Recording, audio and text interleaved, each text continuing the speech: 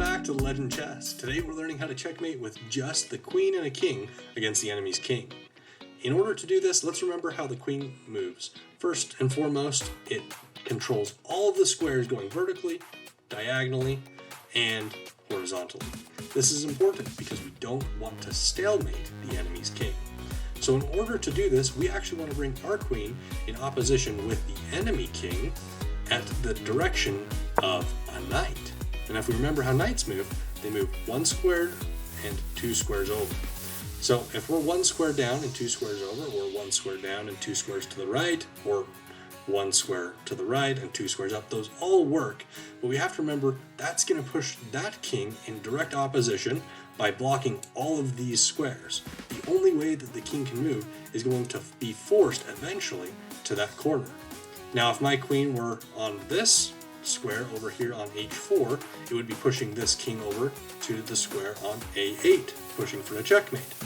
But since we're going to keep this opposition, we want to make sure we keep the exact direction that we've already done. So it's one square down and two squares to the left. Pretty simple. Now their king only has three squares that they can move to. So let's say that they choose to move to the right square. My queen will follow what their king does. I'm going to move right one square. Now the king wants to try to change it up and maybe trick me and moves up and left one square to that diagonal. I'm going to follow up and to the left one square with my queen. The king moves up and to the right one square. My queen will do likewise.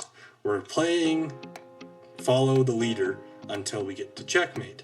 Now this king's going to go ahead and go up and to the left one more time. My queen will do the same. Now one thing that we want to keep very careful here is when the enemy king gets to the last rank or file, we want to be very cautious because that's where stalemates occur, and they can occur quite often. So what we want to be careful to do is never to push our queen to the third square over. If we go to the third square, that queen would control all of these squares, and their king would be stalemated. So let's just continue with this example. So if their king goes over one square, my queen's going to go over one square. Now if their king goes over one square, remember, I don't want to go to the third square over, because if I put my queen here and followed one more time, their king would have no squares to move to, and that would tie the game in stalemate.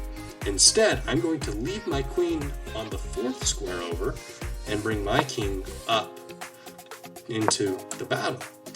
As my king continues to progress closer and closer, we'll realize that their enemy king only has these two squares to move back and forth to, but those two squares are important. So I'm going to continue bringing my king into the battle because that king can support my queen in delivering a check to the enemy king.